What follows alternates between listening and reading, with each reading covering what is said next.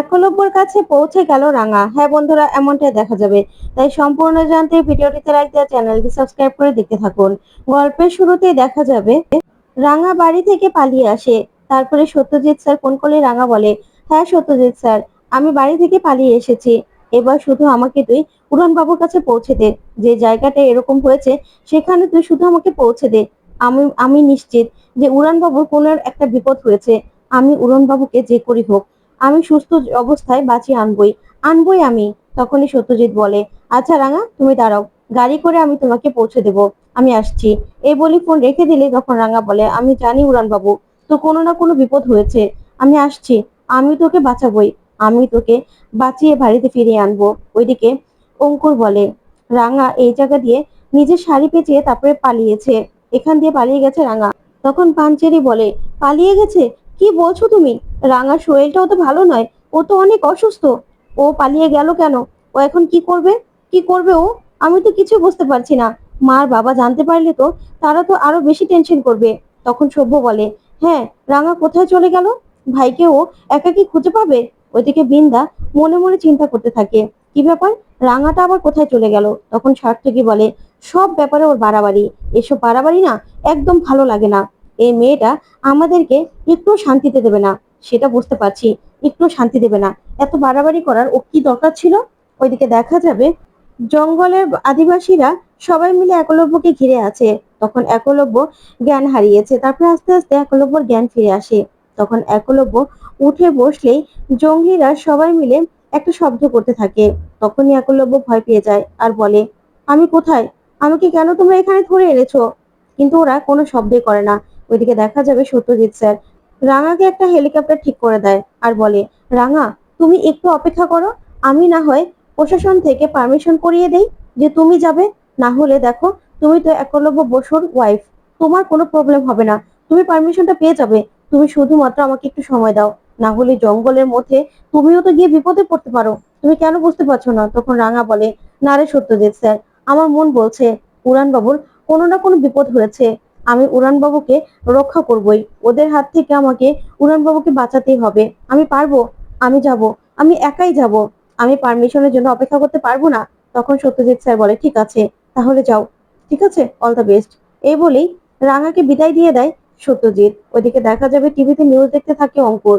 সেখানে বলা হয় সবাইকে রেস্কিউ টিম রেস্কিউ করে নিলেও একলব্য বসুকে এখনো পাওয়া যায়নি। তখন পাঞ্চেরি আসে, এসে বলে, অঙ্কুর আমি সত্যজিৎ স্যারের সঙ্গে কথা বলেছি, উনি বলল রাঙা নাকি একটা হেলিকপ্টার নিয়ে ভাইকে যেখান থেকে খুঁজে পাওয়া যাচ্ছে না সেখানে চলে গেছে। রাঙা একাই ভাইকে উদ্ধার করতে চলে গেল। বলতো, রাঙা তো অসুস্থ।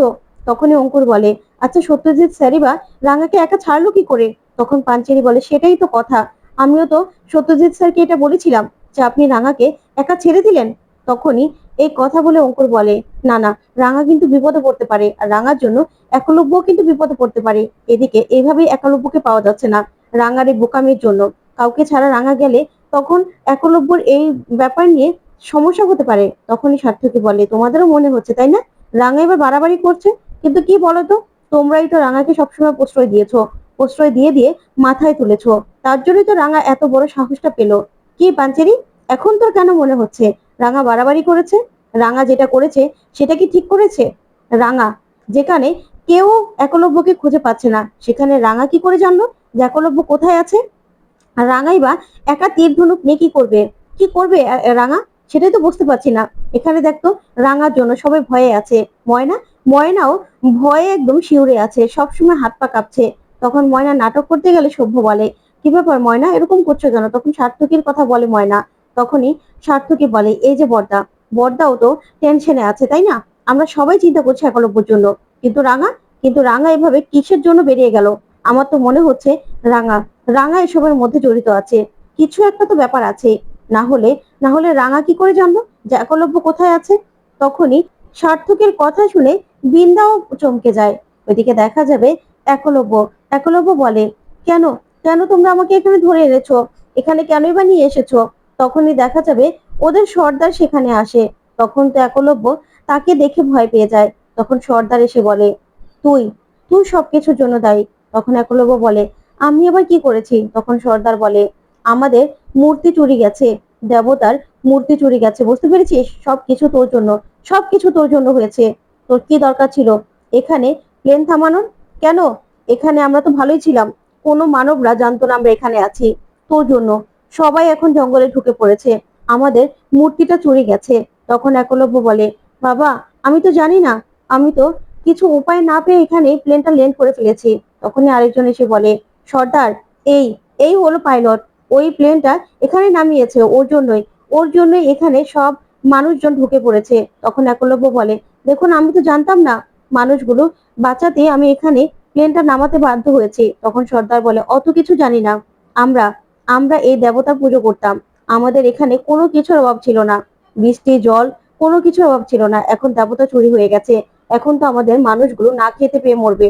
তুই তুই আমাদের দেবতাকে এনে দিবি, না হলে দেবতাকে যদি না পাই না, ওই মূর্তি যদি না পাই, তাহলে তোকে আমরা এখানে পুঁতে দেব, তোকে ওই মূর্তি ফেরত দিতেই হবে।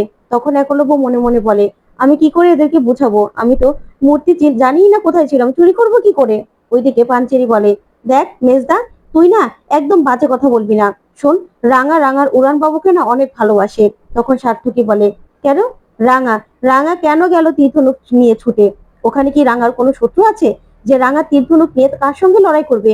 যেখানে একলব্যকে কেউ খুঁজে পাচ্ছে না, সেখানে রাঙা গিয়ে কি করবে? কি করবে রাঙা গিয়ে? তখন পাঞ্চেরি বলে, শোন মেজদা ভাই, তুই না বিষয়টাকে একদম বড় করার চেষ্টা করবি না। তখন সভ্য বলে, আমারও মনে হচ্ছে এবার রাঙা বাড়াবাড়ি করছে। তখন পাঞ্চেরি বলে, রাঙা ওর উড়ান বাবুকে প্রচন্ড ভালোবাসে, ও উড়ান বাবুকে ঠিকই উদ্ধার করে নিয়ে আসবে, ও উড়ান বাবুকে বাঁচাতে গেছে। তুই কি করছিস? তুই এখানে দাঁড়িয়ে দাঁড়িয়ে রাঙার নামে সবার কাছে বানিয়ে বানিয়ে কতগুলো কথা বলছিস, সবার কাছে খারাপ বানানোর চেষ্টা করছিস। কই, তুই তো গেলি না একলব্যকে বাঁচানোর জন্য? ভাইকে বাঁচাতে গিয়েছিস তুই? তাহলে একদম বড় বড় কথা বলবি না এখানে দাঁড়িয়ে দাঁড়িয়ে, রাঙার নামে একদম বাজে কথা বলবি না। তখন সার্থকী বলে, বুঝতে পেরেছি, এখন তো সব দোষ আমার হয়ে গেছে না? তখন বৃন্দা বলে মনে মনে, কি ব্যাপার, রাঙাই বা কোথায় চলে গেল, আর একলব্যই বা কোথায় চলে গেল? একলব্যকে পাওয়া যাচ্ছে না কেন? এর মধ্যে কি আহিরির কোনো হাত আছে? আহিরি না আসতে তো বুঝতেও পারবো না। ওইদিকে ববি বলে, সবাইকে রিস্কিউ করে নিল, কিন্তু একমাত্র একলব্য বসু, তাকে এখনো পাওয়া যায়নি, তার মানে একলব্য বসু এখানেই আছে। তখনই চার্লি বলে, আচ্ছা দিদি, আমরা চলো না এখান থেকে চলে যাই, আমাদের তো কোনো দরকার নেই, অন্য কোনো পাইলট না হয় আমরা খুঁজে নেব। তখন ববি বলে, না, আমার শুধুমাত্র একলব্য বসুকেই দরকার। আমাদের এই পুরো পুরো রাজ্যটা দখল করতে হলে এরকমই একটা দক্ষ পাইলট দরকার। না, এখনই তোমরা জঙ্গলে ঢুকো, জঙ্গলের ভিতরে গিয়ে খুঁজতে হবে। তখনই ববির লোক বলে, না, জঙ্গলে অন্য লোকেরা থাকে, ওদের সঙ্গে এখন রাত করে আমরা মোকাবেলা করতে পারবো না, আমাদেরকে যে মেরে ফেলবে। তখনই ববি বলে, বন্দুক থাকলে হাতে আর বুকে সাহস থাকলে সবকিছু সম্ভব। এভাবে শহরে আমরা সব জায়গায় সব ড্রাগস ছড়িয়ে দিতে পারছি, আর ওদের সঙ্গে মোকাবেলা করতে পারবো না। তখনই চার্লি বলে, দিদি আমি তোমাকে বলছি, ফিরে চলো, একলব্য বসুকে আমাদের দরকার নেই, ও যেখানে গেছে গেছে। তখন ববি বলে, না, একলব্য বসুকেই আমার দরকার, ওকে আমি যে করি হোক এখান থেকে নিয়ে চলে যাব। ওইদিকে দেখা যাবে রাঙা সে জঙ্গলের কাছে চলে আসে। তারপরে রাঙা চোখ বন্ধ করে ওই জঙ্গলের আদিবাসীদের শব্দ শোনার চেষ্টা করতে থাকে, আর চোখ বন্ধ করে এটা স্পর্শ করার চেষ্টা করে যে কেউ আছে কিনা। তখনই রাঙা বুঝতে পারে যে এখানে কেউ আছে। তখন রাঙা বলে, এই জঙ্গলে কেউ আছে, তার মানে উড়ানবাবুকে এখান থেকে পাওয়া যায়নি, আমাকে গিয়ে দেখতে হবে। তখনই রাঙা জঙ্গলের ভিতরে চলে যায়। ওইদিকে চার্লিরাও সেখানে চলে আসে আর জঙ্গলের ভিতরে ঢুকতে থাকে। এদিকে জঙ্গলের সর্দার একলব্যকে নিয়ে তাদের ডেরায় চলে যায়। তারপরে ডেরায় নিয়ে একলব্যকে একলব্যকে সেই ডেরায় নিয়ে রাখলেই একলব্য চারদিকে তাকিয়ে প্রচন্ড ভয় পেতে থাকে। এদিকে রাঙাও সেই দিকে যেতে থাকে। তো বন্ধুরা, আজকের আপডেটটি কেমন লাগলো অবশ্যই কমেন্ট করে জানাতে ভুলবে না। রাঙা কি পারবে একলব্যকে বাঁচাতে? অবশ্যই কমেন্ট করে জানাও।